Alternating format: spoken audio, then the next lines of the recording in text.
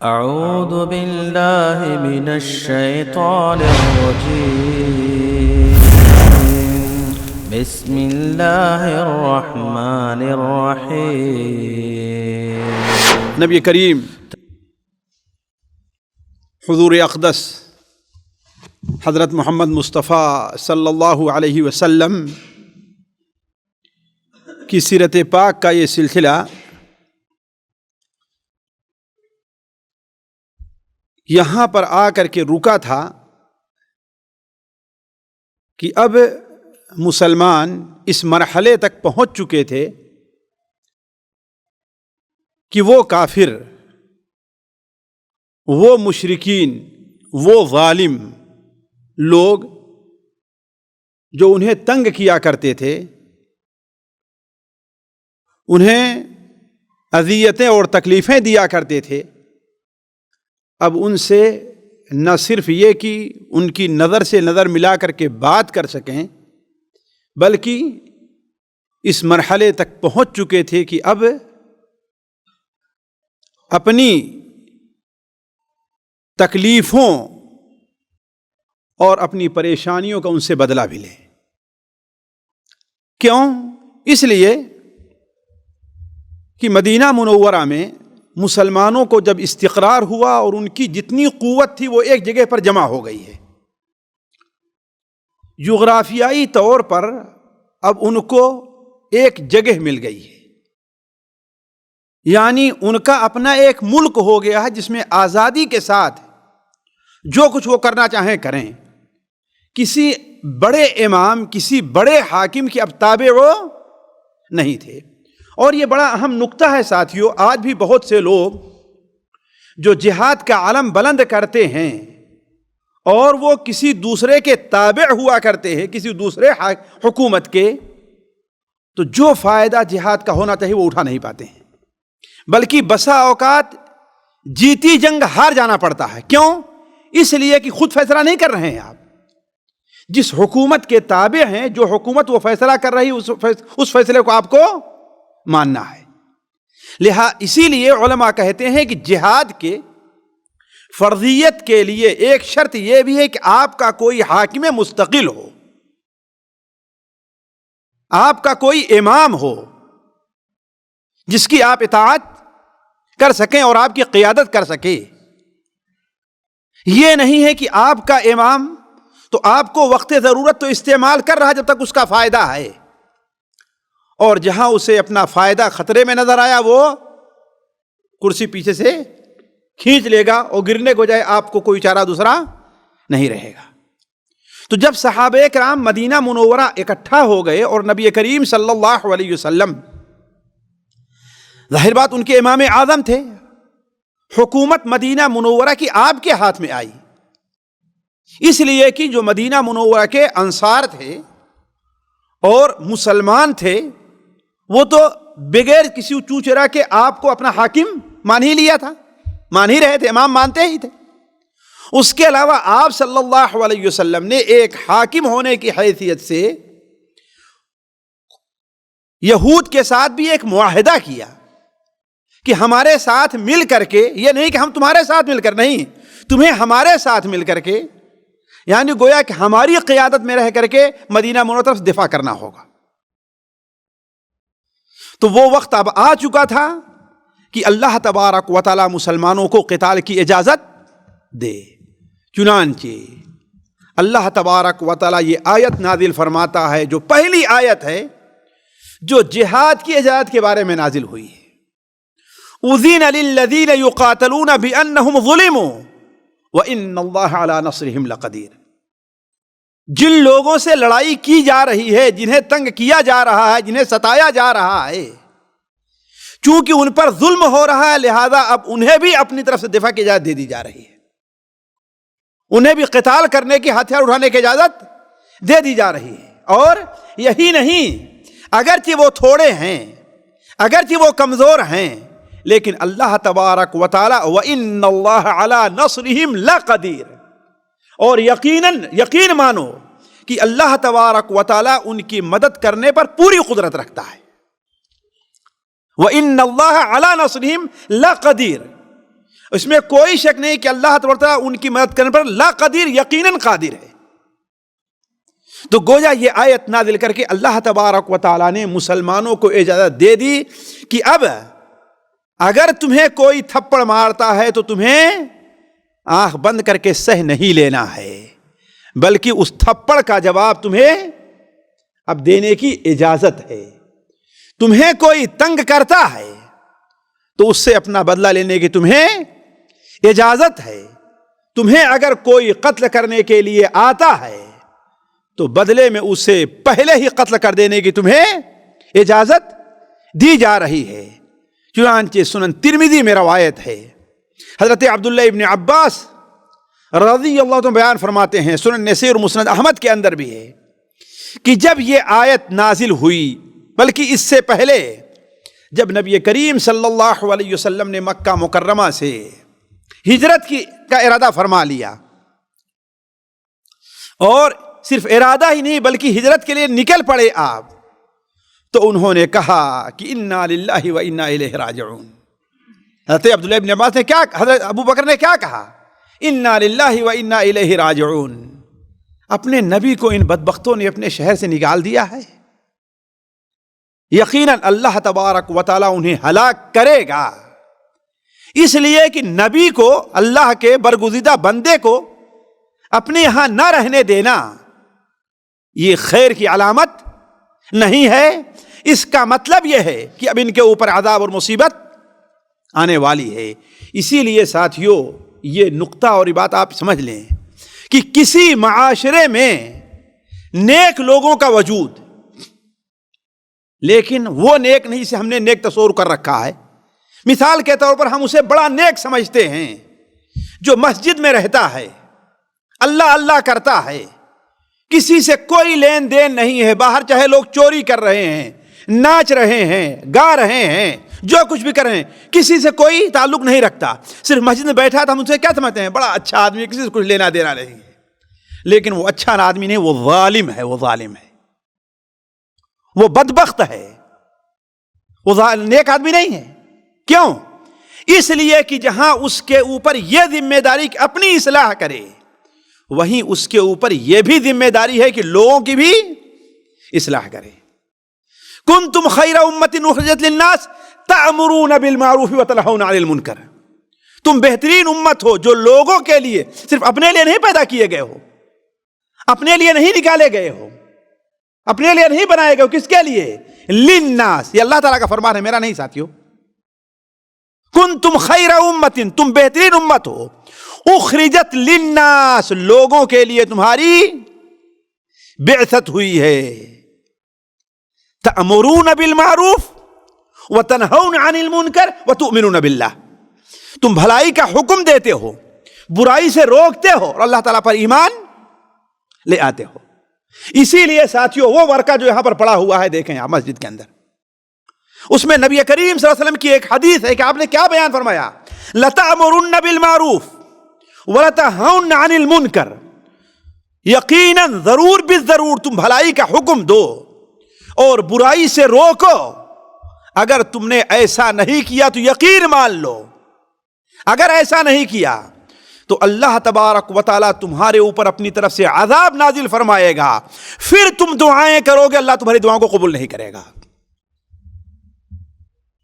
تو نیک ہونے کا ساتھیوں یہ معنی نہیں کہ آدمی کو اپنی صرف فکر رہے، بس لوگوں کو چوریاں کرتے ہوا چھوڑ دے، بلکہ ان سے نذرانے کی امید بھی رکھے۔ نہیں، یہ ظالم ہے، بلکہ سب سے پہلے اللہ تعالیٰ کا عذاب آئے گا تو اسی شخص کے اوپر آئے گا۔ یہ اس لیے کہ لوگ ہو سکتا ہے اپنی جہالت کی بنیاد پر معذور سمجھے جائیں، لیکن یہ معذور نہیں سمجھا جائے گا۔ تو کہنے کا مطلب یہ ہے ساتھیوں کہ نیک لوگوں کا وجود کسی ملک میں، کسی شہر میں، یہ اللہ تبارک و تعالیٰ کی امان کا سبب ہوا کرتا ہے۔ تو نبی کریم صلی اللہ علیہ وسلم کو جب نکال دیا، مجبور کر دیا نکلنے پر، تو حضرت ابوبکر صدیق رضی اللہ عنہ نے فرمایا تھا کہ انا للہ و انا الیہ راجعون۔ اپنے نبی کو ان لوگوں نے شہر بدر کر دیا ہے، اب اللہ تبارک و تعالیٰ انہیں ہلاک کرے گا۔ اور ہوا بھی ایسے، مکے کے جتنے بڑے بڑے سردار تھے وہ سارے کے سارے ذبح کر کے رکھ دیے گئے. جیسا کہ آج اگر نہیں بیان کر سکا تو اگلی مجلس میں آپ کے سامنے یہ چیز آئے گی کس طریقے سے وہ ذبح کیے گئے بڑے بڑے سردار. تو حضرت ابوبکر نے کیا فرمایا؟ اللہ کے نبی کو نکالا ہے، یقیناً اللہ تبارک و تعالیٰ انہیں ہلاک اور برباد کرے گا. تو اسی وقت فوراً وہ آیت نازل ہوئی جو ہم نے ابھی آپ کے سامنے مقدمے میں پڑھی ہے کہ اذن للذین یقاتلون بانہم ظلموا وان اللہ علی نصرہم لقدیر، اجازت دی جا رہی ہے. تو آپ صلی اللہ علیہ وسلم نے ان کی دونوں تجارتی جو شاہراہیں تھیں، خواہ شام کی طرف ہوں یا یمن کی طرف ہوں، آپ صلی اللہ علیہ وسلم نے اس پر گشتی دستے بھیجنا شروع کیا. انہی دستوں میں سے ایک دستہ وہ بھی تھا جس میں آپ خود بنفس نفیس شریک ہوئے تھے، وہ غزوہ عشیرہ کا ہے، اور یہ جمادی الاولیٰ کے مہینے میں تھا. یہ قافلہ تجارتی سامان لے کر کے کہاں جا رہا تھا؟ شام کی طرف جا رہا تھا، جس کی قیادت ابو سفیان کر رہا تھا، جو ابھی تک مسلمان نہیں ہوئے تھے. جب یہی قافلہ رمضان 2 ہجری میں واپس آنے لگا تو آپ صلی اللہ علیہ وسلم اس کے بارے میں بہت ہی چوکنا تھے. کیوں؟ اس لیے کہ اس بار آپ صلی اللہ علیہ وسلم نے یہ فیصلہ کر لیا تھا کہ صرف انہیں ڈرانا ہی دھمکانا نہیں ہے، انہیں تنگ نہیں کرنا ہے، بلکہ ان کے اوپر ایک کاری ضرب لگانی ہے اور اس قافلے کو لوٹ لینا ہے. اس قافلے کو لوٹ لینا ہے. کیوں؟ اس لیے کہ جتنا کچھ کافروں نے ہم سے لوٹا ہے اس قافلے کے مقابلے میں بہت زیادہ ہے، اور اس طریقے سے کافروں کو عبرت بھی ہوگی کہ اب ہم خاموش نہیں بیٹھے بلکہ اپنا بدلہ بھی ہم لے سکتے ہیں. تو آپ صلی اللہ علیہ وسلم اس کے لیے بڑے ہی چوکنا تھے. آپ صلی اللہ علیہ وسلم نے اس کے لیے جاسوسی دستے گشت کے لیے آپ نے بھیجنا شروع کیا. اس میں ایک بڑے مشہور صحابی ہیں بسیسہ یا بسبس رضی اللہ تعالی عنہ. انہیں خصوصی طور پر آپ نے متعین کیا کہ پتہ لگاتے رہو کہ شام سے جو قافلے آتے ہیں ان میں ابو سفیان کا قافلہ کب آ رہا ہے. چنانچہ رمضان المبارک کے بالکل ابتدائی ایام میں 8 رمضان المبارک تھا، 9، 10، یہی بالکل انہی تاریخوں میں تھا. آپ صلی اللہ علیہ وسلم گھر میں بیٹھے ہوئے تھے. صحابی حضرت انس بن مالک رضی اللہ عنہ بیان فرماتے ہیں کہ اچانک وہ صحابی بھاگتے ہوئے آتے ہیں اور کہتے ہیں کہ ابو سفیان کا قافلہ شام سے واپس آ رہا ہے. اور یہ قافلہ بڑا اہم اس ناحیے سے تھا کہ اس پر بہت بڑا تجارتی سامان لدا ہوا تھا، جس میں روایات کے مطابق صرف 1000 اونٹ تھے. ذرا سوچیں آپ کتنے تھے؟ 1000 اونٹ، جس پر تجارتی سامان بہت کافی لدا ہوا تھا. کہا جاتا ہے کہ کم از کم 50,000 دینار کا سامان تھا. 50,000 دینار کا سامان تھا. سونے کے لحاظ سے اس کی تعداد ہوتی ہے 262 کلو سونا. استاد محترم شیخ صفی الرحمن رحمہ اللہ نے اسے کیلکولیٹ کیا ہے. کتنا؟ 262 کلو سونے کا سامان. یہ معمولی اس زمانے کے لحاظ سے نہیں تھا. اور خوبی یہ تھی کہ اس قافلے کی نگرانی کے لیے جتنا سامان تھا اس کے لحاظ سے افراد نہیں تھے. صرف مشکل سے 30-40 لوگ تھے جو اس کی نگرانی کر رہے تھے. تو آپ صلی اللہ علیہ وسلم نے اسے غنیمت سمجھا کہ اسے لوٹنا چاہیے، اس پر قبضہ کرنا چاہیے. چنانچہ خبر ملنی تھی کہ آپ صلی اللہ علیہ وسلم نے مدینہ منورہ میں منادی کرا دی کہ جس کے پاس اپنی سواری تیار ہے اس لیے کہ جنگ کا کوئی ارادہ نہیں تھا. ارادہ کیا تھا؟ صرف قافلے کو لوٹنا تھا. آپ نے منادی کرا دی کہ جس کے پاس سواری تیار ہے، حتیٰ کہ اگر مدینہ سے باہر، اس لیے کہ مدینہ کے کنارے کنارے مزارے بنے ہوئے تھے، لوگ اپنے زیادہ تر جانور کہاں رکھتے تھے؟ باہر مزاروں میں رکھا کرتے تھے نا. جو کھیت بنے ہوئے تھے دور وہاں رکھا کرتے تھے زمینوں میں، اور یہاں تو صرف ضرورت، شہر کے اندر ضرورت بھر کے اپنی سواریاں رکھتے تھے. تو آپ صلی اللہ علیہ وسلم نے کہا کہ جس کی سواری تیار ہے اور جس کے پاس جو ہتھیار ہے وہ لے کر کے نکل کھڑا ہو، اپنی سواری لانے کے لیے نہ جائے. کیوں؟ اس لیے کہ جلدی آگے پہنچ کر کے قافلے کا راستہ روکنا تھا. آپ صلی اللہ علیہ وسلم نے اعلان فرمایا کہ یہ ابو سفیان تجارتی سامان قریش کا لے کر کے آ رہا ہے، نکلو آگے بڑھو، ہو سکتا ہے اللہ تبارک و تعالی اس بار تمہیں اس پر کیا کرے؟ قبضہ دے دے. آپ لوگوں کو یاد ہوگا جو لوگ حاضر تھے کہ گزشتہ اس سے پچھلی مجلس کے اندر ہم نے یہ بات رکھی تھی کہ بسا اوقات انسان ایک چیز سوچتا ہے لیکن اللہ تعالیٰ اسے پورا نہیں کرتا. بتایا تھا نا، اس سے بہتر چیز عطا فرماتا ہے اللہ تعالیٰ. ہم نے مثال دی تھی حضرت موسیٰ علیہ السلام کی. کہتے ہیں موسیٰ علیہ السلام جب سمندر پار کیے تو اپنے پار ہو گئے تو انہوں نے کیا دیکھا کہ ابھی تو راستہ بنا ہوا ہے، ایسا نہ ہو کہ فرعون بھی اپنے لشکروں ساتھ سمندر کے پار بھی ہمارا پیچھا کر لے، ہے نا. تو حضرت موسیٰ علیہ السلام کیا کرنا چاہے؟ دوبارہ چھڑی مارنا چاہے تاکہ پانی مل جائے، لیکن اللہ نے کیا فرمایا؟ وَاتْرُكِ الْبَحْرَ رَهْوًا، سمندر کو ایسے ہی رہنے تو راستہ کھلا رہے. حالانکہ موسیٰ علیہ السلام کی خواہش کیا تھی؟ کہ پانی. لیکن اللہ کی خواہش کیا تھی؟ اللہ کیا چاہتا تھا؟ ہے کہ نہیں؟ تو نتیجہ کیا ہوا؟ جب فرعون اندر گھسا، اس کے بعد پانی آ کر کے ملا تو سارے کے سارے ڈوب گئے. تو اللہ کی جو چاہت ہوتی ہے، اللہ کا جو کام ہوتا ہے، وہ بندے کی چاہت سے بہتر اور افضل ہوا کرتی ہے. تو آپ صلی اللہ علیہ وسلم اور مسلمانوں کی خواہش کیا تھی کہ کیا ملنا چاہیے؟ قافلہ، سونے اور چاندی. قریش کے اوپر معاشی ایک زور کا دھچکا لگنا چاہیے، لیکن اللہ تبارک و تعالیٰ کچھ اور ہی منظور تھا. یہ سبب بنا ہے ساتھیوں غزوہ بدر کا. اب آپ صلی اللہ علیہ وسلم کو یہاں پر اب یقین ہو گیا کہ اب کیا ہے، ایک فیصلے کن لڑائی کا وقت ہے، آ گیا ہے. قصہ مختصر یہ کہ پھر رات ہی میں آپ صلی اللہ علیہ وسلم نے، یہ 15 رمضان کا واقعہ ہو یا 16 رمضان کا واقعہ ہو، آپ صلی اللہ علیہ وسلم نے رات ہی میں اپنی لشکر کو ترتیب دیا کہ ہاں دائیں طرف کون رہے گا، بائیں طرف کون رہے گا.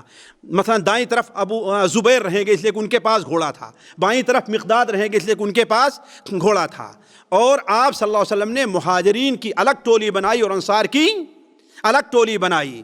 اور آپ صلی اللہ علیہ وسلم نے مین جو جھنڈا تھا وہ مصعب بن عمیر کے ہاتھ میں دیا، اور سپر جو یعنی بڑی قیادت جو ہوتی ہے سپہ سالار اعظم کے طور پر آپ صلی اللہ علیہ وسلم نے اپنے پاس اس کو رکھا. رات بھر آپ صلی اللہ علیہ وسلم نے یہ ترتیب کی اور کہا کہ صبح کو چل کر کے کہاں ہے؟ وادی میں ٹھہرنا ہے. آپ صلی اللہ علیہ وسلم صبح پہنچ کر کے وادی بدر میں، ساتھیوں جہاں آج آپ دیکھیں کہ قبرستان ہے، قبرستان جہاں پر ہے اس سے اگر مدینہ منورہ کا لیں یعنی جنوب کی طرف، تو آپ صلی اللہ علیہ وسلم نے اپنی فوج کو یہیں پر آ کر ٹھہرایا تھا. کیوں؟ اس لیے آپ کی خواہش تھی کہ پہلے پہنچ کر کے جو مناسب جگہ ہے وہاں پر ہمیں قبضہ کر لینا چاہیے. یہ 16 رمضان کی ہے. اور اس کے ساتھ ساتھ آپ صلی اللہ علیہ وسلم نے آپ چوکنا رہے اور جاسوسی دستے آپ صلی اللہ علیہ وسلم بھیجتے رہے کہ کتنے لوگ ہیں، کہاں سے ہیں، کوئی ادھر ادھر حملہ تو نہ کرے. آپ صلی اللہ علیہ وسلم نے صف درست کر دی تو اس کے بعد آپ پھر عریش میں تشریف لے گئے. آپ کے ساتھ ابوبکر صدیق رضی اللہ تعالیٰ عنہ بھی تھے اور اللہ تبارک و تعالیٰ سے آخری بار رو رو کر کے دعائیں کرنے لگے. ساتھیوں وہ لمبی دعا ہے، میں آپ کے سامنے نہیں رکھ سکتا پوری، لیکن جس کا خلاصہ یہ ہے کہ اے اللہ تبارک و تعالیٰ، آپ نے جو وعدہ کیا ہے، اور یہیں سے جاننا چاہیے کہ بینڈ اور باجے سے جو جنگ مسلمان لڑتے ہیں وہ اسلامی جنگ نہیں ہے. ان میں شہید ہونے والوں کو، مارنے والوں شہید کا نام اس لیے کہ وہ اسلامی جنگ نہیں. اسلامی جنگ خاموشی اور تکبیر اور اللہ تعالیٰ کی دعا سے ہوتی ہے. یہ نہیں کہ فوجیوں کو شراب پیش کیا جائے، یہ نہیں کہ یا علی مدد کے نعرے لگائے جائے، یا نہیں کہ بینڈ باجے چلائے جائیں. یہ اسلامی جنگ نہیں ہے. اسلامی جنگ کیا ہے کہ خاموشی اور اللہ تعالیٰ سے دعا کر کے آپ صلی اللہ علیہ وسلم جاتے ہیں، کھڑے ہو کے دعا کرنے لگتے ہیں کہ اے اللہ تعالیٰ، آپ نے جو وعدہ کیا تھا وہ وعدہ آپ پورا کیجئے. اے اللہ تعالیٰ، یہ بھوکے ہیں، اللہ تعالیٰ انہیں کھانا دے. اے اللہ، یہ ننگے ہیں، انہیں کپڑا پہنا. اے اللہ تعالیٰ، انہیں مجبور ہیں، کمزور ہیں، ان کی مدد فرما. اے اللہ تبارک و تعالیٰ، یہ جماعت آج ہلاک کر دی گئی تو دنیا میں پھر تیری عبادت نہیں کی جائے گی. اس دردناک انداز میں آپ صلی اللہ علیہ وسلم نے دعا کی. کہتے ہیں ابو بکر صدیق رضی اللہ تعالیٰ آگے بڑھ کر کے نبی کریم صلی اللہ علیہ وسلم کا ہاتھ پکڑ لیتے ہیں کہ اے اللہ کے رسول، بس خاموش بند کر دیجیے، اللہ تعالیٰ کی مدد ضرور آئے گی. آپ صلی اللہ علیہ وسلم اس کے بعد باہر نکلتے ہیں اور کہتے ہیں سیہزم الجمع ویولون الدبر، سیہزم الجمع ویولون الدبر، سیہزم الجمع ویولون الدبر. یہ جتھا ہار جائے گا، یہ جتھا پیچھ پھیر کر کے بھاگے گا یہاں سے. یہ کہتے ہوئے آپ باہر آتے ہیں اور کہتے ہیں اے ابو بکر، وہ دیکھو اللہ کی مدد آ رہی ہے، وہ جبرائیل ہیں، گھوڑے کے اوپر سوار ہیں اور تمہاری فوج میں شامل ہونے کے لیے آ رہے ہیں. ان کے دانت کے اوپر گرد کے نشان میں دیکھ رہا ہوں، وہ آ رہے ہیں، اللہ تعالیٰ کی مدد آ گئی ہے. یہ کہہ کر کے آپ صلی اللہ علیہ وسلم آتے ہیں تو کیا دیکھتے ہیں کہ اس درمیان میں کافروں کی فوج بھی مسلمانوں کے سامنے آ کر کے کھڑی. تو آپ صلی اللہ علیہ وسلم جب عریش سے باہر آتے ہیں تو اس وقت حضرت حمزہ اسود ابن عبد الاسد کا معاملہ تمام کر چکے تھے. اسے گرنا تھا کہ کافروں کے لشکر کے اندر غصہ ہوا، جیش پورے تیش کے اندر آ گیا، اور تیش میں آنے کے بعد 3 ان کے پہلوان نکلتے ہیں، عتبہ، شیبہ اور عتبہ کا بیٹا ولید. یہ 3 نکلتے ہیں اور کہتے ہیں ہے کوئی مقابلے کے لیے آ جائے. یہ کہنا تھا کہ 3 انصار کے جوان باہر آ جاتے ہیں. کیوں ساتھیوں، جہاں پر بھی دیکھیے، انصار یہ نہیں چاہتے تھے کہ ہاں ہمارے مہاجر بھائی قتل کیے جائیں یا وہ تکلیف اٹھائیں. ہر چیز میں وہ آگے آگے رہنا چاہتے تھے. انہوں نے پوچھا تم کون لوگ ہو، یعنی عتبہ نے، شیبہ نے اور ولید نے. ان لوگوں نے کہا کہ ہم فلاں فلاں ہیں. کہا تم لوگ اچھے آدمی ہو اور مقابلے کے ہو، لیکن ہم تم سے مقابلہ کرنے نہیں آئے ہیں. ہمارے چچے زاد بھائی جو ہیں ان کو ہمارے سامنے کرو. آپ صلی اللہ علیہ وسلم نے کہا کہ اے حمزہ باہر آ جاؤ، اے علی باہر میدان میں آ جاؤ، اے عبیدہ ابن حارث باہر میدان میں آ جاؤ. یہ تینوں باہر میدان میں آئے.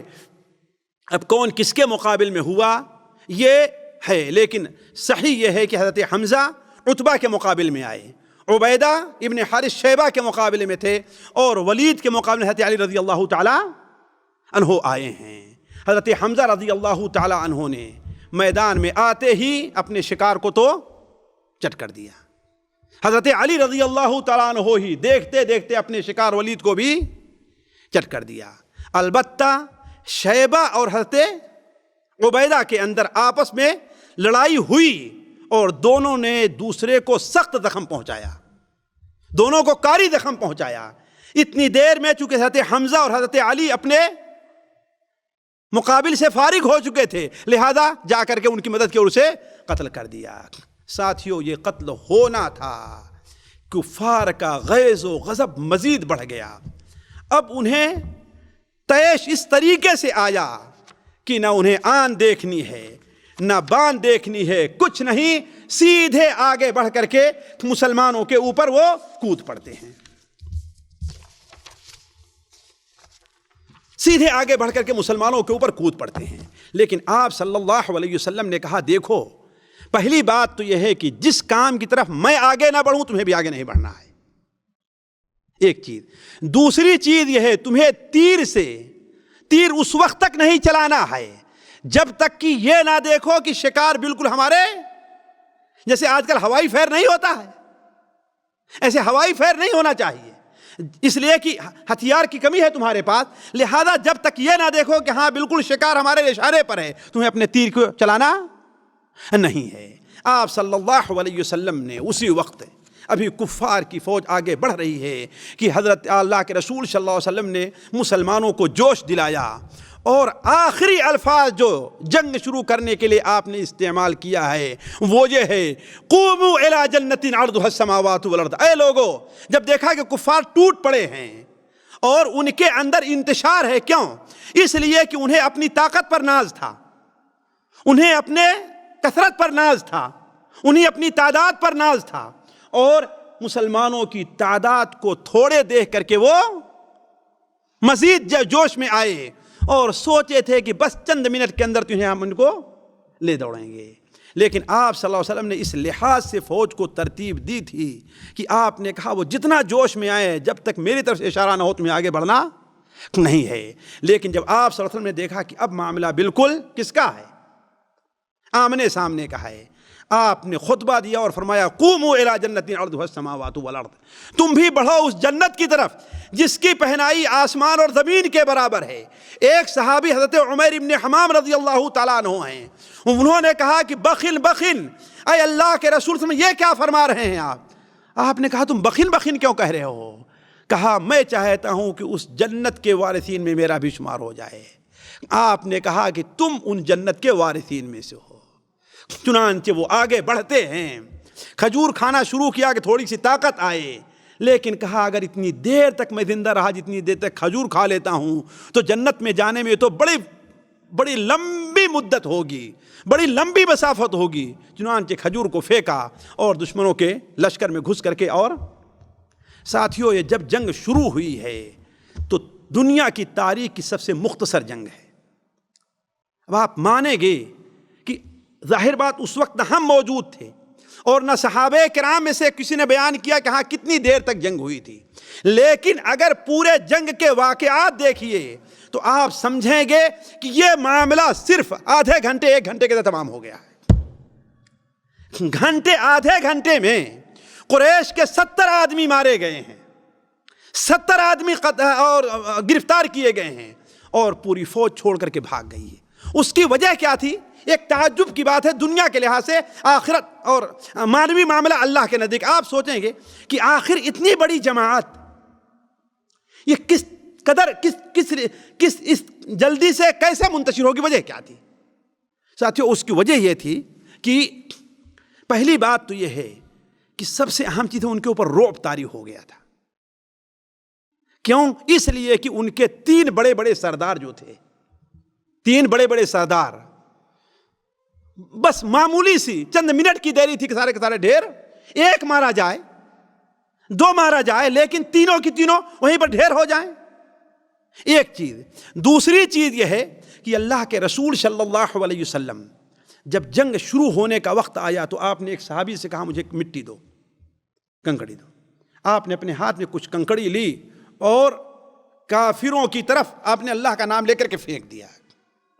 حضرت حکیم نے حزام بیان کرتے ہیں کہ ہم میں سے کوئی ایسا نہیں تھا، اس وقت تک کافر تھے، ہم میں سے کوئی ایسا نہیں تھا جس کی آنکھ کے اندر کنکڑی جا کر کے نہ پڑی ہو۔ یہ ان کے اوپر ایک رعب طاری کرنا تھا۔ تیسری بات یہ ہے کہ وہ جو سب سے بڑی وجہ کافروں کے بھاگنے کی بنی ہے، ان کے کمانڈر سپہ سالار اعظم ابو جہل کا قتل ہونا ہے۔ اس لیے کہ ابھی فوج نے حملہ نہیں کیا تھا کہ حضرت عبد الرحمن ابن عوف بیان کیسے بخاری شریف میں روایت ہے کہ ہم نے اپنے دائیں دیکھا تو انصاری ایک جوان کو دیکھا، کوئی تجربے کار جنگجو نہیں تھا میرے بغل میں۔ ہم نے بائیں طرف دیکھا تو ایک انصاری جوان کو دیکھا، کوئی تجربے کار جنگجو میرے پاس نہیں تھا۔ ابھی میں سوچ رہا ہوں کہ کاش کہ میرے دائیں بائیں کوئی اچھے لڑنے والے ہوتے تو ہمیں بھی میدان مارنے میں مزہ آتا۔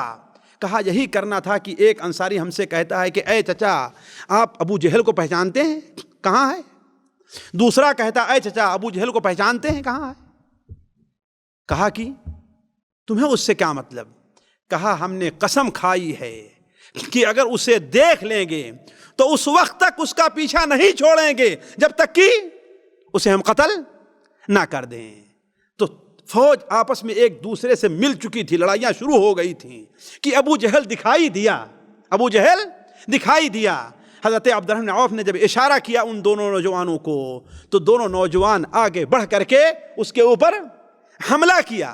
حالانکہ دونوں گرے ہیں، لیکن اس وقت گرے ہیں جب کیا کیا ہے، ابو جہل کو زخمی کر کے بالکل موت کی حالت میں چھوڑ دیا ہے۔ اس کا گرنا تھا کہ کفار کی فوج میں گھبراہٹ اور بھگدڑ مچ گئی ہے، اور نتیجہ کیا نکلا گھبراہٹ کا؟ اس قدر گھبراہٹ تھی کہ بعد کافر اور ان کے سردار تو میدان میں کھڑے ہو کر کے اکا بکا ایسے دیکھ رہے ہیں ہمیں کیا کرنا چاہیے، کچھ سمجھ بھاگا نہیں جا رہا ہے ان سے۔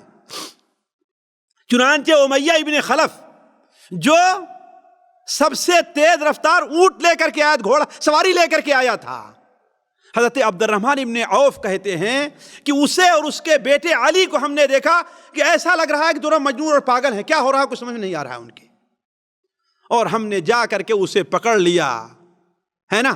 حالانکہ میں اس لیے کہ ساتھیوں جب جنگ کافر بھاگے ہیں لوگ تو مسلمان تین حصوں میں بٹ گئے ہیں، ایک حصے کے مسلمان تو کافروں کا پیچھا کرنا شروع کیا ہے، کافروں کا پیچھا کیوں؟ اس لیے تاکہ دوبارہ واپس نہ آئیں، انہیں مارنا، انہیں گرفتار کرنا شروع کیا ہے۔ اور دوسرے حصے کے مسلمان جو مال غنیمت تھی اس کو جمع کرنے کے اندر مشغول ہو گئے ہیں۔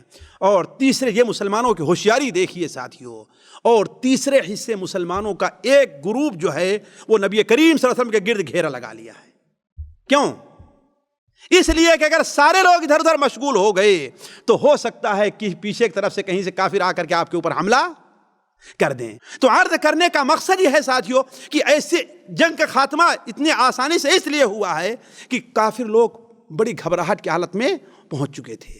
ساتھیوں اس طریقے سے غزوہ بدر کا خاتمہ تو ہوا، لیکن وقت نہیں رہ گیا کہ میں آپ کے سامنے رکھوں کہ اصل مسئلہ یہ ہے کہ مدینہ منورہ اور مکہ کے اندر کیا صورتحال اس کے بعد پیش آئی ہے۔ ہوا یہ ہے کہ اللہ کے رسول صلی اللہ علیہ وسلم، آپ مانیں گے عصر تک آپ صلی اللہ علیہ وسلم، دیکھیے یعنی سورج نکلنے کے بعد جنگ شروع رہی ہوگی، عصر تک آپ صلی اللہ علیہ وسلم مسلمان شہیدوں اور کافروں کو دفن کر کے آپ فارغ ہوئے تھے۔ اب آپ سوچیں کہ جنگ کا خاتمہ کتنا جلدی ہوا تھا۔ یہ تو اس زمانے میں بھی شاید مشکل ہو جہاں پہ ایٹم بم تیار ہو چکا ہے، ایٹم بم، بلکہ امریکہ کو بھی جاپان پر قبضہ کرنے کے لیے ایٹم بم جب ڈالا گیا اس سے ذرا وقت لگا تھا، لیکن غزوہ بدر کا فیصلہ ہونے میں یہ سوچیں کہ عصر تک یعنی مغرب سے پہلے مسلمان اپنے قیدیوں کو دفن کر کے اور کافروں کو کنویں کے اندر ڈال کر اسے پاٹ دیا تھا، وہ فارغ ہو گئے تھے۔ تو دنیا تاریخ کا یہ سب سے مختصر اور سب سے تعجب خیز معرکہ ہے۔ اس میں کافروں کے 70 آدمی مارے گئے۔ ذرا سوچیں 70 آدمیوں کو قتل کرنے میں کچھ وقت لگے گا نہیں لگے گا؟ اس لیے کہ یہ تو چیزیں ہیں نہیں، کھڑے ہیں آپ جا کے ان کی گردن مار دو، لڑائی کرنی رہی ہوگی نا۔ ایک دوسرے کا مقابلہ، مسلمانوں کے 14 آدمی شہید ہوئے تھے، مسلمانوں کے 14 آدمی شہید ہوئے تھے، لیکن کافروں کے 70 مارے گئے تھے اور 70 آدمی گرفتار کر لیے گئے تھے۔ كنتم خير أمة أخرجت للناس تأمرون بالمعروف وتنهون عن المنكر وتؤمنون بالله